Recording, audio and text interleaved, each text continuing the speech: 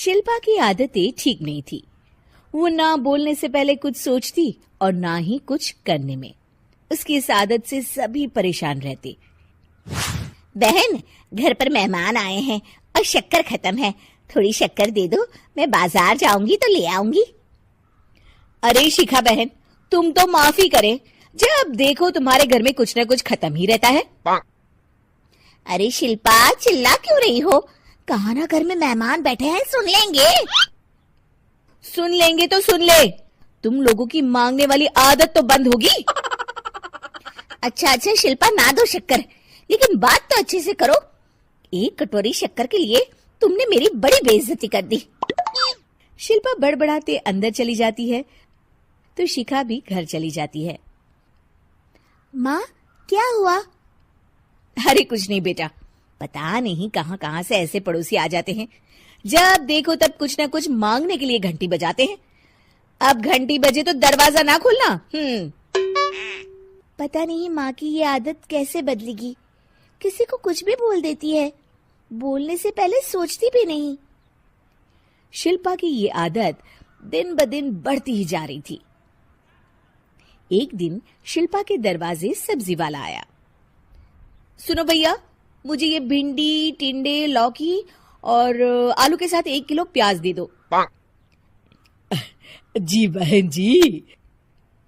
वो एक एक कर सारा सामान पैक कर देता है। कितने पैसे दूं? 220 रुपए पूरे। अरे इतना महंगा नहीं। हाँ, मैं तो सिर्फ 150 दूंगी। नहीं, पैसे तो पूरे लूंगा, नहीं तो सब्जी वापस कर दो। ऐसे कैसे वापस कर दूंगी? मैं तो एक भी सब्जी वापस नहीं करूंगी। और हाँ, रही बात पैसों की, तो लेना है तो 150 ले लो, वरना मेरे मोहल्ले में घुसने तक नहीं दूंगी। हाँ। अरे नहीं बहन, हम लोग गरीब लोग हैं, ऐसा ना करो। पकड़ो ये 150 और दफा हो जाओ। शिल्पा की बेटी अंदर से ये सब देख रही थी। शिल्पा, तूने तो हद कर दी। बेचारा गरीब आदमी, उसका तो गुजारा ही इसी से होता है। बोलने से पहले सोचा कर बेटा। माँ, आप चुप रहो, घर चलाना बच्चों का खेल नहीं। और वैसे भी इतनी महंगी सब्जी थोड़ी ना होती है। आपको तो सिर्फ खाने से मतलब है, लेकिन मुझे तो सब सोचना पड़ता है ना। शिल्पा की सास ये बात सुनकर दुखी हो जाती हैं। शिल्पा की बेटी शिल्पा की ये सारी बातें सुन रही होती है। शिल्पा की बेटी एक दिन माँ से कहती है, माँ, ओ माँ, जरा यहाँ तो आना।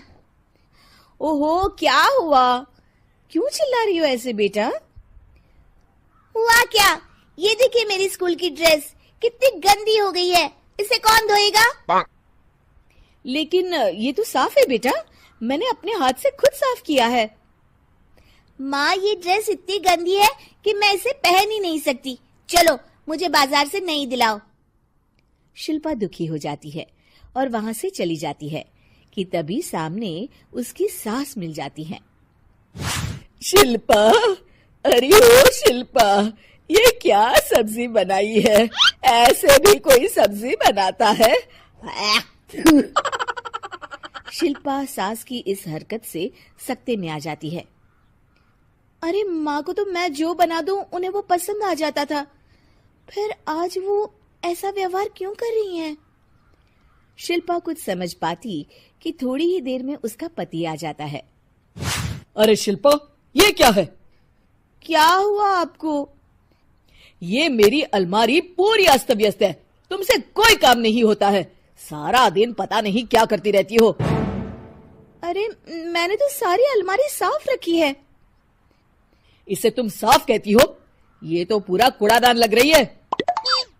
शिल्पा परेशान हो जाती है और समझ नहीं पाती है कि उसके साथ क्या हो रहा है। शिल्पा अकेले कमरे में जाती है और जोर जोर से रोने लगती है। तभी वहां उसका पति, सास और बेटी आ जाते हैं। शिल्पा उन लोगों को देखकर और जोर जोर से रोने लगती है।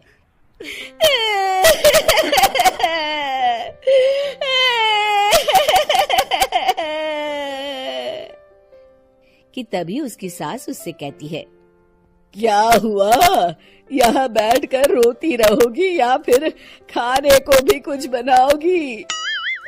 माँ, पहले आप बताएं, आप लोगों को क्या हुआ है जो मुझसे ऐसा व्यवहार कर रहे हैं? वही हुआ है जो तुम्हें रोज होता है। मैं समझी नहीं। माँ, आज घर वालों ने आपसे बुरा व्यवहार किया तो आपको कितना बुरा लगा ना? हाँ, मुझे बहुत बुरा लगा। मुझे अच्छा नहीं लगता कोई मुझसे इस तरह से बात करे।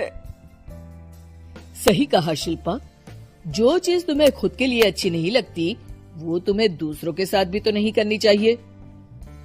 बेटा, हम तुम्हारे अपने हैं, फिर भी तुम्हें अपनों की बात का बुरा लगा। लेकिन सोचो, जिन बाहर के लोगों से तुम ऐसा व्यवहार करती हो उन्हें कैसा लगता होगा। हाँ माँ, आप सच कह रही हैं। मैं आप लोगों से माफी मांगती हूँ। मुझे कड़वा नहीं बोलना चाहिए। मैं समझ गई, मैं आपकी हूँ इसलिए आप लोगों ने मुझे सुधरने का वक्त दिया और मेरा साथ दिया। लेकिन जिन बाहर के लोगों से मैं बुरा व्यवहार करती आई, वो लोग मेरे कड़वे बोल से कितने दुखी होते होंगे। मैं वादा करती हूँ, आज से ऐसा व्यवहार किसी के साथ नहीं करूंगी। सीख, हमें दूसरों के साथ वैसा ही व्यवहार करना चाहिए जो हम खुद के लिए अपेक्षा करते हैं।